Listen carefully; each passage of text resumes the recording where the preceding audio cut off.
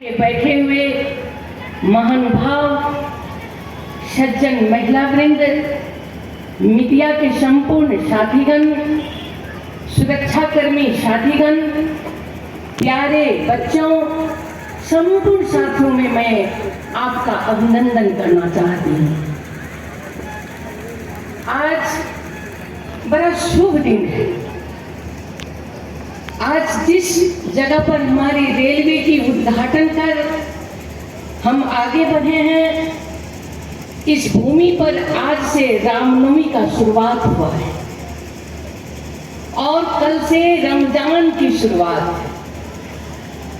ये दोनों मुहूर्त हमारे लिए शुभ संकेत है कि जब भी रामचंद्र जी अन्याय के ऊपर न्याय की लड़ाई लड़ी थी, उन्हें विजय हासिल हुआ था। और मैं उस नवरात्रि का भी संपूर्ण साथियों में शुभकामना देना चाहती हूँ कि हम भी अन्याय के विरोध में लड़कर न्याय के पथ पर आगे बढ़ें। मेरी बहुत बहुत शुभकामनाएं। कल से जो रमजान शुरू होने वाली है, मैं संपूर्ण मुस्लिम धर्मावलंबी में मैं अपने तरफ से शुभकामना देना चाहती हूँ। आज बड़ी मुझे हर्षोल्लास हो रहा है। मुझे लग रहा है कि मैं बचपन की रेल की यात्रा बहुत दिन की, लेकिन नेपाल में रेल चढ़ने के लिए लोग ललायत थे कि रेल पर चढ़कर हम भी कब अपने सफर को तय करें। आज वो रेलवे बहुत पहले चली थी, कुछ कारण से रुक गई थी। हमें वर्षों से इंतजार था कि रेल कैसे चले। मुझे लग रहा है हम लोग ने जो जीएम साहब को यहाँ भरना किया था, भेजी थी, उनकी भी अहम प्रयास रही। और भारत के मित्रों, हमारे जो कारवाग राजदूत जी हैं, लगायत संपूर्ण साथी, और हम लोग एक ही इच्छा थी कि भारत और नेपाल की जो वर्षों की संबंध है, सांस्कृतिक संबंध, धार्मिक संबंध, हमारी भाषाएं, खान पीन, सारा चीज का जो हमारा संबंध है, राम और सीता का जो संबंध है, उसमें ये रेलवे चलने पर एक आयाम को तय करेगी, एक आयाम को थपेगी, जो कि आज हम लोग ने उसे शुरुआत किया। आज बहुत सारी बात को मैं दोहराना नहीं चाहूंगी। बीजापुर तक की भी काफी चीज तैयारी हो गई है, वो हैंड ओवर करने की तैयारी में अब हम लोग बीजापुर तक चलाएंगे। बर्दीवास और निजगढ़ की 70 किलोमीटर की रेलवे की तैयारियां हो रही है, वो भी चलेंगे। रक्सौल से शिमला और शिमला से हम लोग काठमांडू की सफर को भी तय करेंगे। ये हमारी सपना नहीं, कल्पना नहीं, ये हकीकत में हम लोग करेंगे, ये हमारी उम्मीद है। विराटनगर से चौकमनी टहरी होके बर्दीवास में हम जोड़ते हैं, तो मुझे लग रहा है संपूर्ण नेपाल के लोग, भारत की हर एक कनेक्टिविटी से जुटे हुए लोग भारत और नेपाल के संबंधों को और भी सुमधुर करेंगे। मुझे लग रहा है कि हम बहुत सारी चीज में, हमारी यातायात ही नहीं, ये रेलवे के चलने से हमारे व्यापारी बनेंगे। हम एक दूसरे देश से व्यापार को आगे बढ़ा सकेंगे। हमारे बहुत सारे लोग बेरोजगार की अवस्था में कभी दिल्ली और पंजाब और कभी कतार जाते हैं, लेकिन हमारी व्यापार की उन्नति होगी और समृद्धि होगी तो हमारे बच्चे और हमारे युवाएं तो विदेश नहीं जाएंगे, अपने देश में ही अपने रोजगार कर दो वक्त की रोटी खा पाएंगे। ये उस व्यापार संबंध को भी आगे बढ़ाया है और मुझे लग रहा है ये संबंध वर्षों का संबंध है। आज दिल्ली में आप देखे होंगे, हमारे भारत के प्रधानमंत्री सम्माननीय प्रधानमंत्री मोदी जी और हमारे देश के सम्माननीय प्रधानमंत्री देवा जी दोनों मिलकर इस रेल का उद्घाटन किया है और भी चार चीजों में ऊर्जा लगाए, सब में उन्होंने हस्ताक्षर करके हमारे दो देशों के संबंध को आगे बढ़ाने पर, विकास की उन्नति में आगे बढ़ाने का प्रयास किया है। मुझे लग रहा है कि हमारे सारे विश्व के देश हमारे मित्र हैं, उसमें कहीं कमी नहीं है, लेकिन मैं एक बात कहना चाहूंगी, मित्रता सभी से है, लेकिन विश्व में पहला इतिहास है रिश्ता सिर्फ भारत से। हम रिश्तेदारी भारत से है, हमारी मित्रता है, पर रिश्ता सिर्फ भारत से है। और इस रिश्ता को कैसे हम लोग आगे बढ़ाएंगे, इसे कैसे हम आगे तो और भी सुमधुर और मजबूत करेंगे, ये दोनों देश के सोच पर, दोनों देश के नियत पर और दोनों देश के समृद्धि के आगे बढ़ाने के, एक दूसरे देश में शांति और समृद्धि के लिए दोनों देशों का योगदान का होना जरूरी है। हमारा देश नेपाल छोटा है लेकिन बहुत प्यारा है। वो बहुत चाहने वाले में पूरे विश्व में हमारे नेपाल के लोग एक हैं।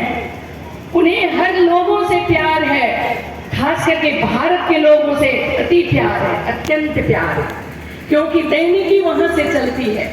कभी हम वहां से नमक लाते हैं तो वहां के लोग आके जानकी मंदिर में प्रसाद चढ़ाकर यहाँ के पेड़ा को वहां पर खाते हैं। ये हमारे संबंध है।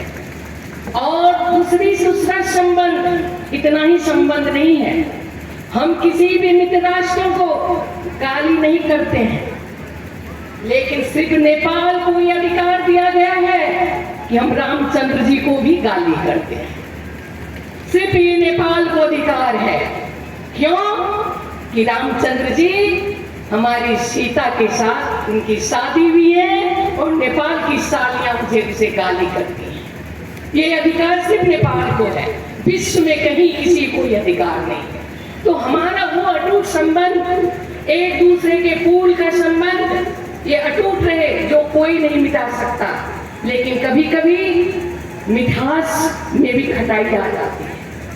थोड़ी थोड़ी बात में हम कभी दूरी को महसूस करने लगते हैं। लेकिन मैं विश्वास दिलाना चाहती हूँ भारत के मित्रों को भी कि हम नेपाल के साथ ही, खास करके मध्य प्रदेश में जो आज बैठे हैं, सारे लोग भारत को अपनी बेटी और रोटी से जोड़कर अपने आप को देखते हैं और ये संबंध किसी के तोड़ने से कभी नहीं टूटेगा। इसीलिए आज का जो इंतजार था रेल चलने की, मुझे भी काफी हर्षोल्लास हुई कि आज मैं जब ट्रेन पर चढ़ के जा रही थी तो मेरा अपना बचपन याद आ रहा।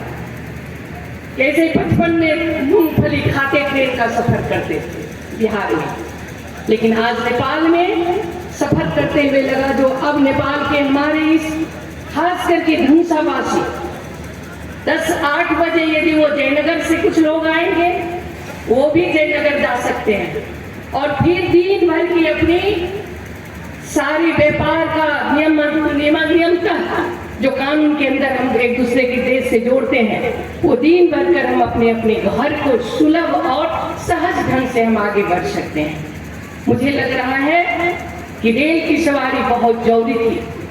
आज देश में नहीं है, उसके चलते महंगाई बढ़ रही है। हमारे देश में कम से कम बिजली तो है, इलेक्ट्रिक है। हम इलेक्ट्रिकल ट्रेन यदि हम चलाते हैं तो हमारी भाड़ाएं, हम जो दूसरे देश से, हम जो भारत से व्यापार करेंगे, उसकी ढुआनी सारी चीज में हमारी सहूलियत होगी। और भारत के सबसे धनुषावासी का मैं शुक्रगुजार हूँ कि आप लोग भी जो सहयोग किया, आज आपकी भूमि सबसे ज्यादा पवित्र हो गई।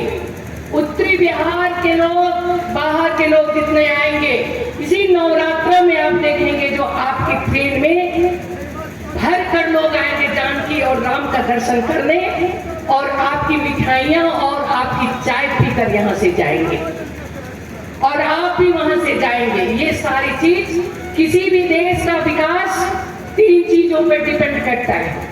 इसकी व्यापार को बढ़ाने के लिए उसके साथ सुलभ यातायात हो, सड़कें हो, ट्रेन हो, उनकी देश की उन्नति के लिए उसकी उन्नत शिक्षा हो, और काम करने के लिए उसकी स्वच्छता स्वस्थ हो। ये 3 चीज जिसका हो जाए तो मुझे लग रहा है उस देश की समृद्धि को कोई भी नहीं रोक सकता। वो तीनों चीज उसकी मेरुदंड के रूप में होती है, वो कोई नहीं रोक सकता।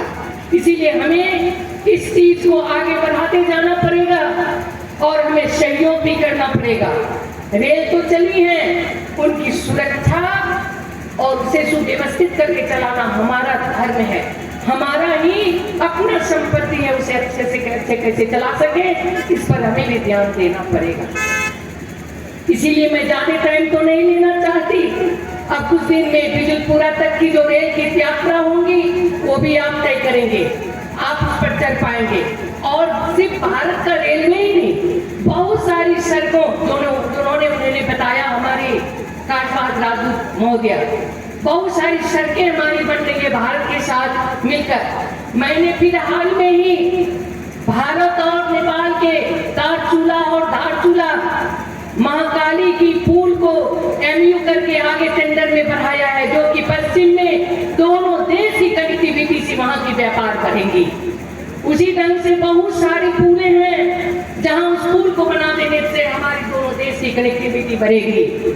मैं आग्रह उन लोग से भी बार बार की हूँ, भारत के मित्रों से, कि कुछ चीज ऐसा है जो कि भारत और नेपाल के समझौता के कारण बहुत सारी पुलें हमारी नहीं बन पाई हैं, अधूरे हैं, जिससे हमारे लोग वहां से आवत जावत में, खास करके बरसातों में उनकी आगमन में बड़ी परेशानी होती है, पैदल यात्रा करके जाना पड़ता है। मैं आग्रह करती रही हूँ और मैं बात भी करूंगी, उन चीजों पर भी हम दोनों देशों का ध्यान जाए।